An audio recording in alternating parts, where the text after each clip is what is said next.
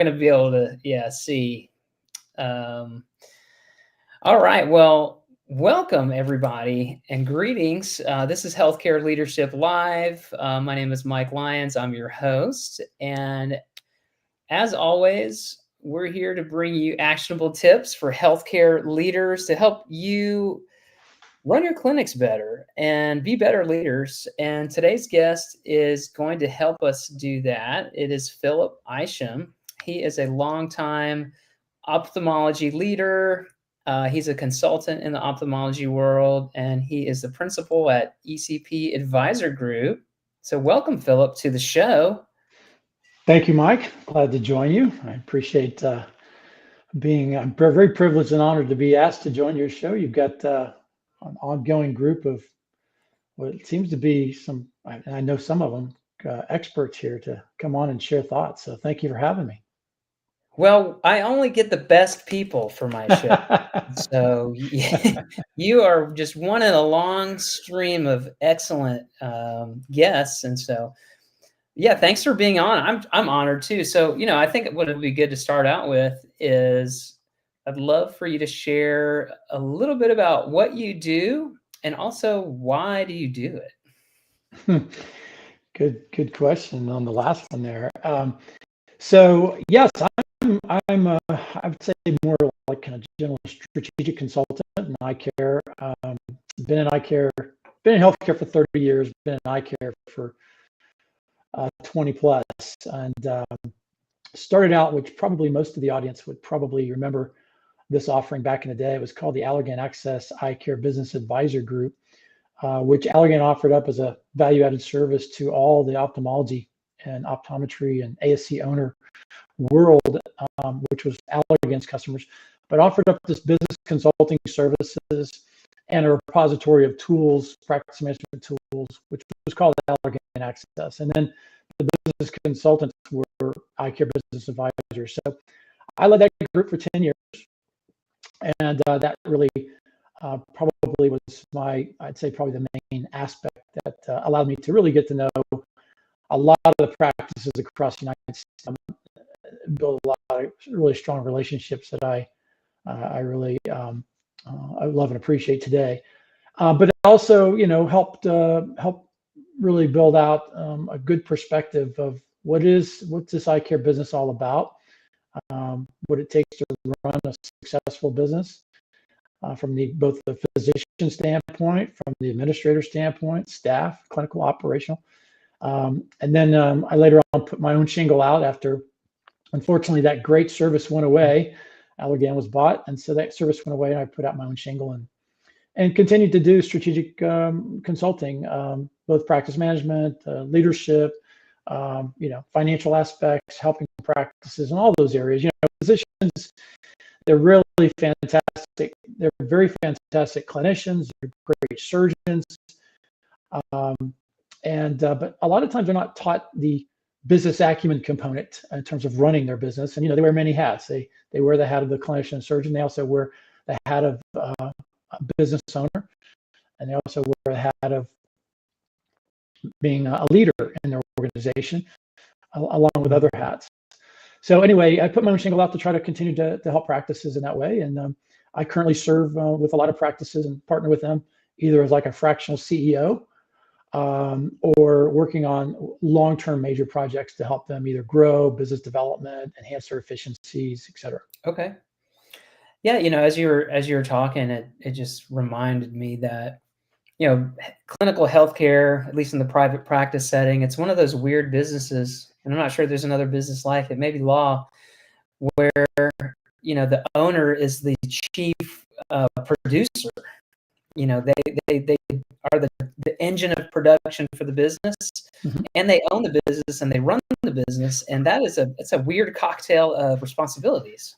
It is. It's that time commodity component, right? They're the rainmakers, so to speak, the producers, and so times not producing is at least from a standpoint of a critical piece of what they do, meaning leading their teams, leading their business. On the strategic side, they don't really get paid for that. But at the same time, it's a critical piece that they must do, the lane that their practice and business is going to be in the long term, the strategic planning component, and of course the leadership component to help navigate that entity, their operations, their business down the pathway to get them to that endpoint that they've predetermined is what they would like that practice or that business to look like. Do you find that physicians tend to wait too long before engaging maybe someone like you or a professional management person so they can pull back from, not that they should ever pull back completely right from strategic thought, but that they can pull back from day-to-day stuff and get advice? Do you find that they tend to wait too long before they do that? I do. I would say probably it's more of a fact that it's a little bit of, I'll call it a blind spot. So think about the nature of physicians, specifically surgeons, and of course ophthalmologists are surgeons. And in fact, they're microsurgeons, right? They work on a very small part of the anatomy, and they're really, really good surgeons. And they also love a controlled environment. And all of them have been very, very high producers or very high level in their schooling and so forth. But by nature being microsurgeons, it's hard, it's a difficult thing for them to lift their viewpoint and their horizon to a more long-term perspective. The myopia that they deal with as a nature of their surgery tends to also kind of carry over into how they run their business. And so, yeah, I do think there's value. Of course, that sounds biased, and I'm, obviously not looking necessarily for job security here, but there is, I think it's good to have accountability, an outside party to help with the discipline of raising up our perspective and looking long term for those physicians, looking long term at their business, because it's a real easy default to kind of stick with the day-to-day and the tactical. Yeah, no, I've definitely seen that kind of behavior where a physician will say, you know what, I'm done with this technician. They're not doing it for me. We need to send them down the road, Yeah. And that kind of like laser focus in the moment, right? And so what you said is just a really cool analogy, especially for the ophthalmology world, is that kind of focus. Yeah, well, think about surgeons, and if any are listening, I mean, if we were having a discussion with one right now, I would say the same thing. Yeah. But it's kind of like to cut is to cure, and so the very fast approach there to let's take care of it right now makes a lot of sense. It makes a lot of sense, but that's not always the same solution or application to solve an issue is to do it immediately. Sometimes the crock pot's better than the microwave in terms of finding the solution or baking the cake or whatever analogy we want to talk about here, a metaphor. And that's the reason why these ophthalmology fiduciary owners and leaders and both surgeons and clinicians, they surround themselves with a very strong administrative group, right? And both on who do tactical execution, the staff level, and then the more strategic kind of roles, the directors and the C-suite and so forth. And they invest a lot of money in their practice to have those individuals who have maybe perhaps a little more business acumen, and that's their focus, is to keep focused on the business. That doesn't mean, though, even though you have strong individuals like that the physician, the clinician, and surgical leader, the owner, can abdicate their role as leaders and owners as well.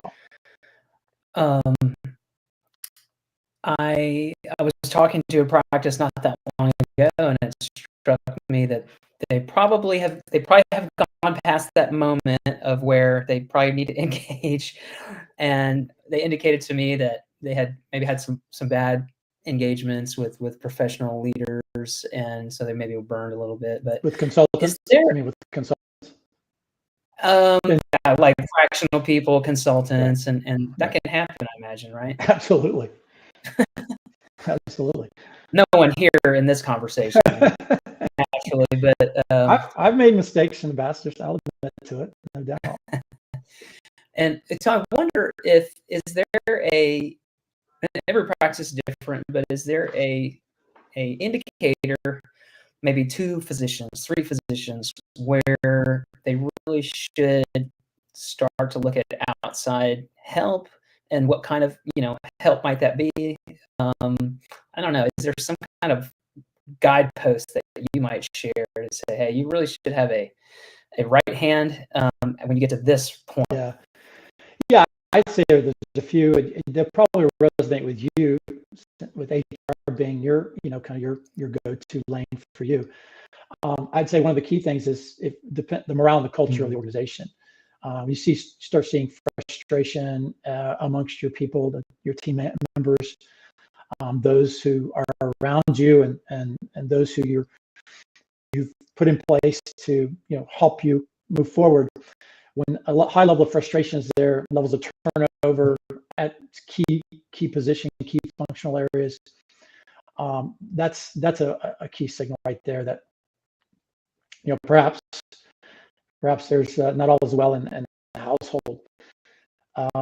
I'd also say, especially when there's a multi-owner type of businesses and practices, when there's discontent or misalignment among the owners, is a real key one. And usually that comes down to a number of different things: poor communication amongst the owners, governance or decision making that's made by the owners by proximity versus trying to make sure everybody's in who has the right to make decisions. I mean, all the owners.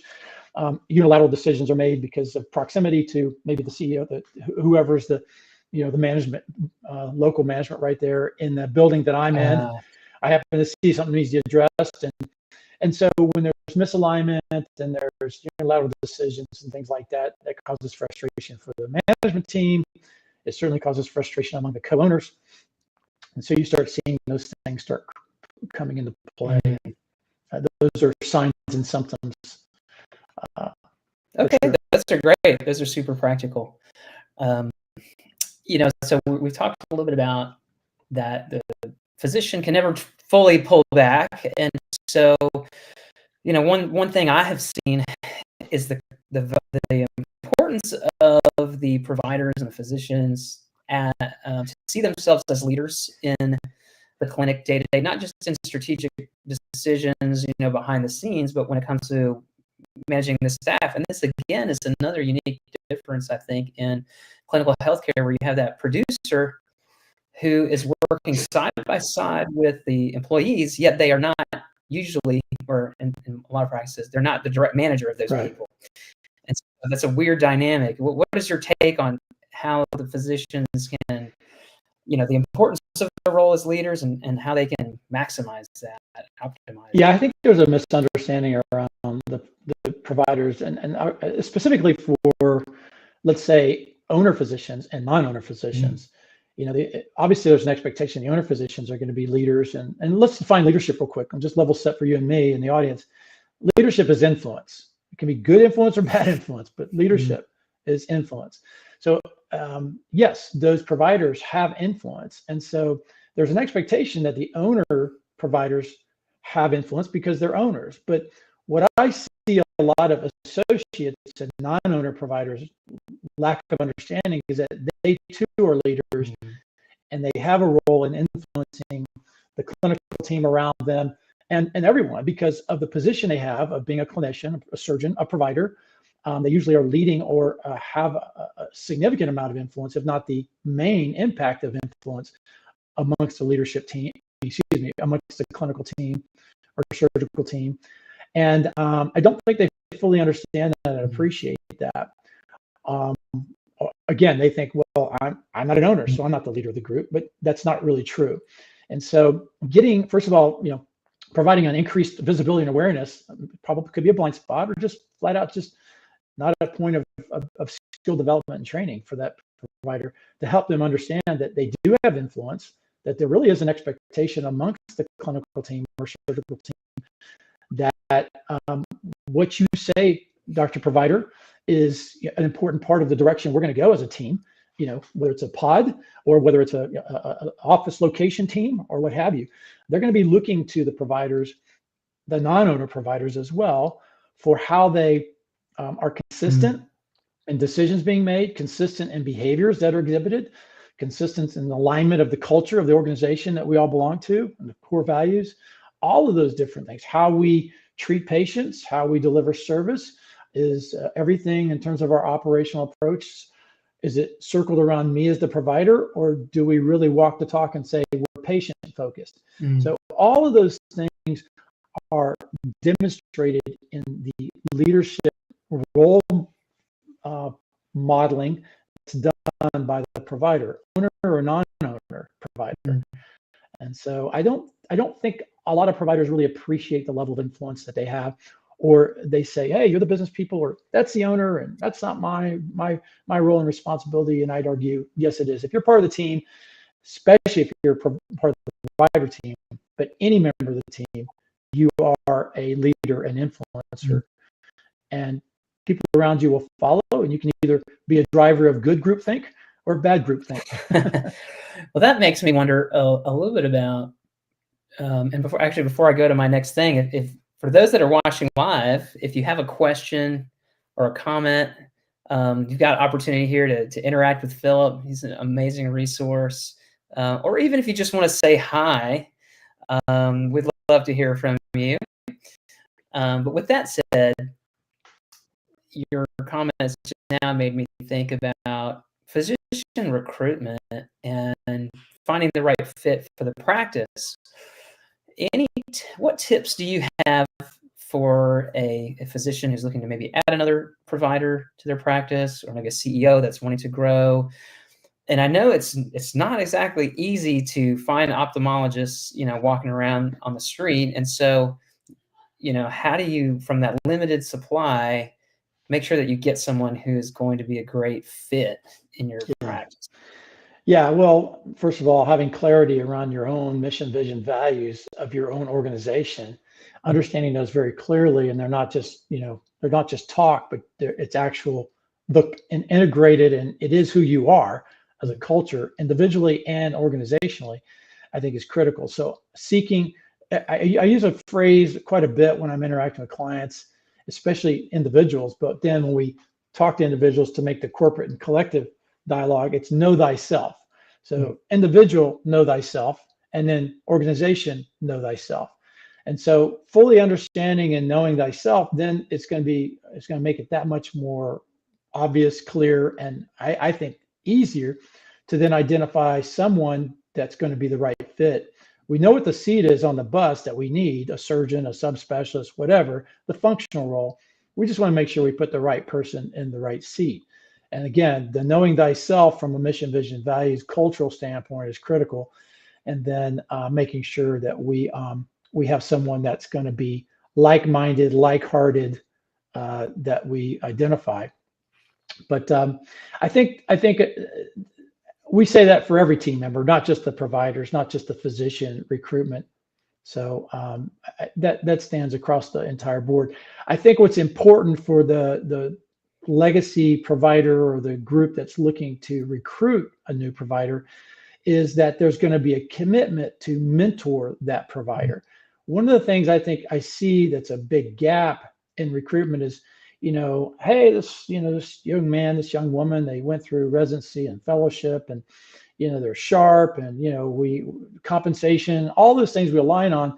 But one thing that I see that typically is left off, because a lot of our legacy doctors who are out there now, who are mid to late career, they came on board and they didn't really have a lot of mentors. They just rolled up their sleeves, did it themselves, sweat equity, learned it all, business acumen, all that. And the group coming out now, the generation coming out now, it's not that they can't do that, but they're looking for mentors. They're looking for people who can really pour into them. So you can get the right person, the right cultural fit, and so forth. But I think what I would talk to the hiring provider group and organizations and practices is to really be intentional and proactive to mentor and lead and help develop the providers that you're recruiting, so that they can be better businessmen and women, so they can be better surgeons, better clinicians, but better leaders in the organization.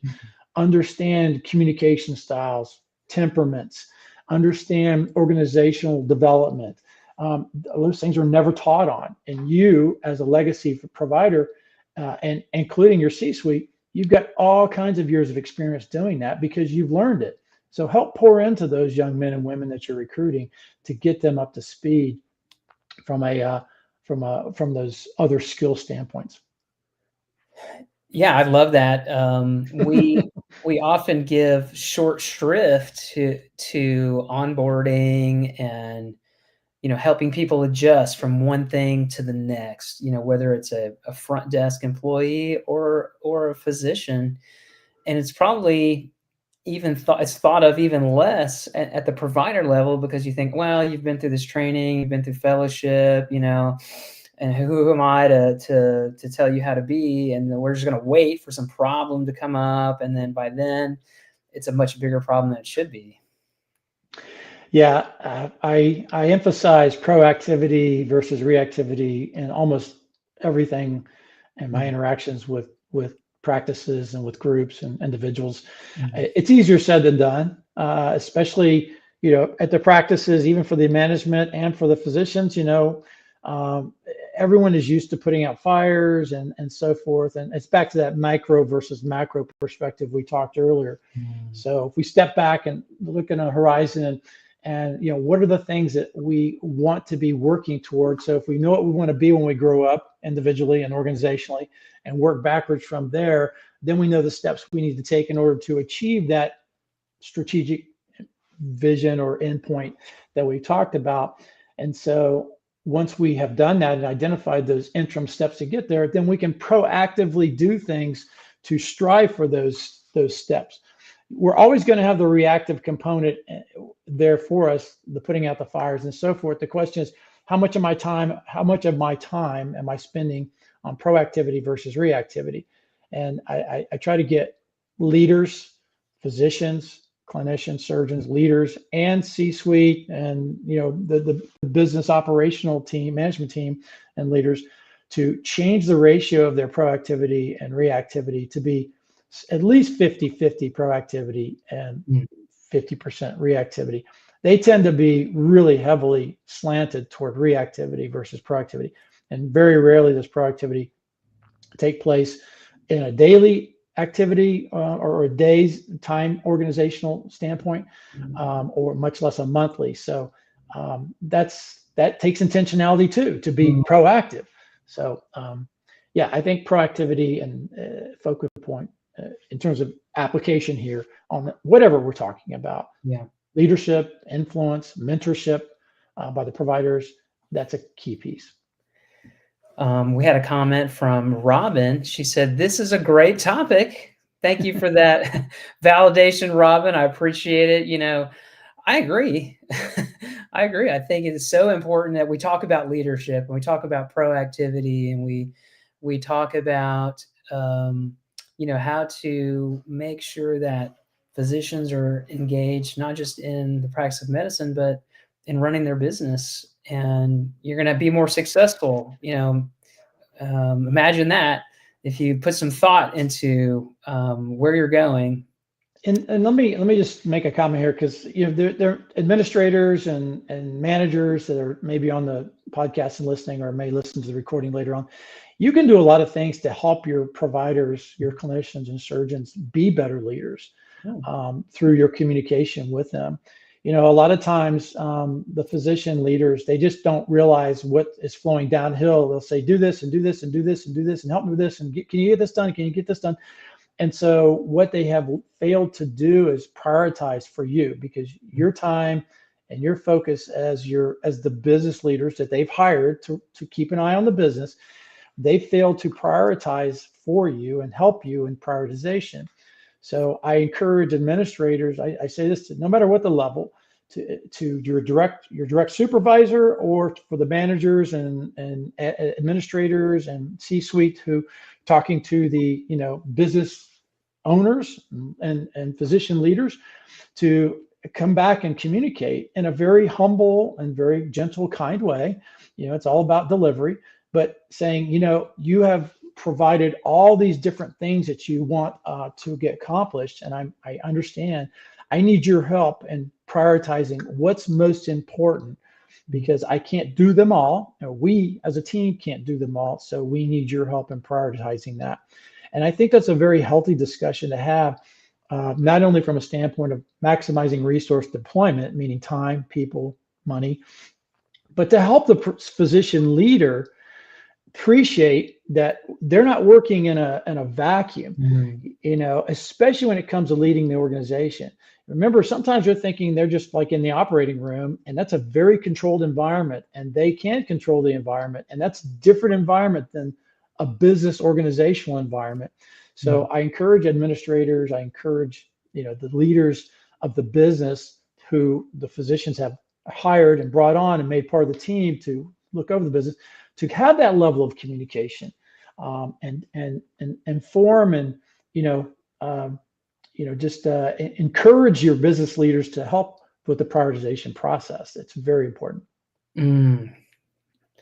Yeah, that's super, super important, especially when you have people who are being reactive and we got to do this and we got to do that. And well, what's most important right now?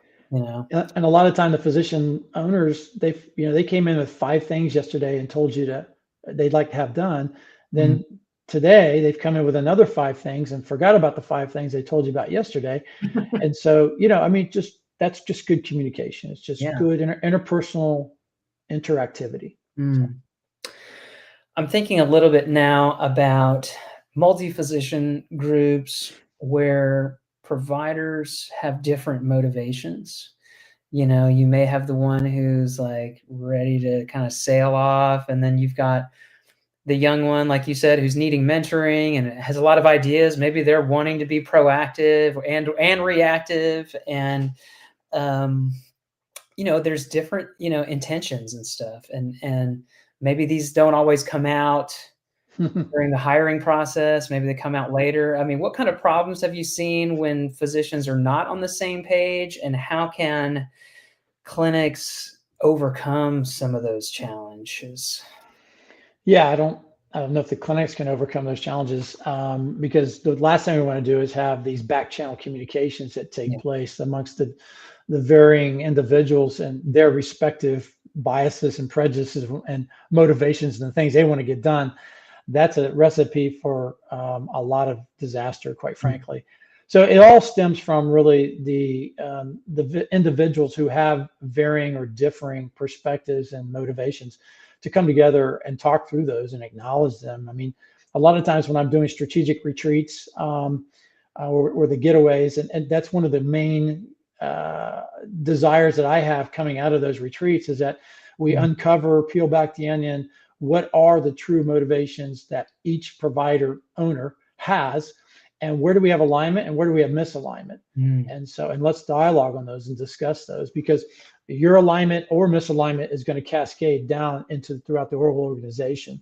So you might need to be aware of that. So we spend time doing that. But so again, I would encourage even those, on the team that are part of the team, even though they're not the owners, to have bold, courageous, humble conversations. Everything is delivered in humility, and hopefully things are received in humility by the physician owners, because, by the way, you guys are their top resource. You're their top valuable aspect. The pearl of their organization is you, the people that they have on the team. So hopefully they understand that when someone has the courage to come and talk to them, that they understand the boldness and courage it took to approach them, and therefore they have that humility to hear what you guys have to say relative to that. But the point is, alignment and misalignment has to be addressed by the group, and so by the fiduciaries, by the owners, and then there needs to be an understanding. If that hasn't taken place, then bring the symptoms up to the providers and say, we have a click, or we have some disjointedness going on over here. We have a group over here with this provider and their pod and team, and they're going in this direction. And we have another pod and team over here with this provider, and they're going that direction. We're not rowing in the same direction according to either our mission, vision, values, or according to what we determine as being a critical strategic imperative, or what have you. I think bringing that to light, meaning bringing the symptoms of the misalignment to light, then will help shine the issue on being the fact that the owners or the providers are not aligned. And that has to be what it needs to be addressed. So Mhm. it's a hard one. It's a hard one for sure. I can imagine that the vast majority of clinical businesses out there would benefit and have not done the kind of exercise that you just talked about. It's quite common. Um, And then back to maybe a little more specific answer to your question. You're going to have differences. The older provider has done it, been there, done that. They're a little more stable financially. I've already put a lot of money into the practice. They don't want to buy new shiny toys and or less likely to. And the young ones coming out, I want this technology, that technology, and I'm willing to spend more money. And if I do make a bad decision, I've got more years to make up for that mistake. And so just talking those out, those differing seasons of life and those variables. And there's compromise there. And especially when the older one's like, okay, I want to encourage this younger provider, this younger associate. I want to encourage them. That's the future of this legacy practice that I've started or we've started. So I want to encourage that. But at the same time, it may be the different cadence than that young provider wants to have, because if we do invest in these dollars here, that's less distributions that are paid out to us this year or the next 2 years or whatever the case may be. So how informing that new associate that we want to be cutting edge and we want to have the latest and greatest, but we're going to perform a due diligence on that. We're going to do a feasibility analysis on that and see what it takes to get to a break-even point or a return on investment. And that's part of the mentoring, but it helps to come together and say, we all agree on these core components. We want to grow, we want to be cutting edge, all the things that make us who we are, but we may not be moving as fast as you'd like to move because we want to do our due diligence first. We want to see what it's going to take for us to get to a point where we're really doing well. Maybe we're starting a new service line or enhancing a service line. What does that look like? What kind of operational changes do we need to make? So there's a lot that goes into just making a decision and let's go do that. And teaching that young person that might bring them along a little more. It also helps the older person who already may be a little hesitant to spend money right away. It satisfies that component for them because they've done the due diligence, and maybe they learn something about how fast it might take to get a new service line underway. And hey, it's not as long as I thought, or hey, it's more profitable than I figured. We could get it done earlier, and so we don't take as big a hit on this distributions this year. That kind of thing. Well, I feel like we could probably talk for another 30 minutes to an hour, but I always like to leave the listener wanting more. So I think I'm going to do that. Time has flown by, that's for sure. Yeah. So, we've talked about culture, we've talked about physician leadership, and these are big issues that are strategically vital to a ophthalmology practice or any healthcare business, really. And so, and I've enjoyed your expertise, Philip, so much. How can people get in touch with you if they want to tap into your knowledge further? Well, I think probably I'm certainly on LinkedIn. I don't have a website. I'm on LinkedIn. Okay. My information there is my cell number and my email is on LinkedIn there. So Philip Isham, you can see my name. I think it's tagged there on the screen. So yeah, happy to help out. I'm not, I am not looking for a whole bunch of clients or anything like that, but I'm happy to help answer questions and maybe I also have a whole lot of peers and colleagues that do a lot of different things that, as we talk or I talk to somebody here from this audience and they have a particular need, I can also point you to folks who might be able to help you with that specific need if it's something I'm not able to help out with. So, but happy to help. I've been in the industry a long time, and my goal is just to continue to give back and help it. Eye care is a great business. Our physician owners are great entrepreneurs. They're very sharp individuals. We got great business people that work for them. And, we just want to continue to ensure that we do the best things for the patients, but also have very viable businesses. And the only way we're going to do great things for the patients is if our businesses are very strong and viable. And all we can do is keep working hard and learn from each other. And that's what I hope we do, is learn from one another. Well, you have helped us do just that here today, Philip. So thank you so much for joining me. My pleasure.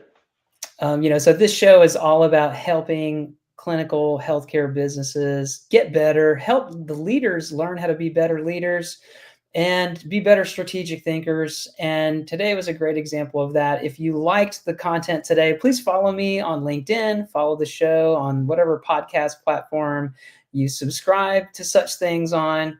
And I'm going to keep bringing you awesome guests like Philip. We've got a whole bunch of people in the pipeline, and I'm so excited to bring them on to the show.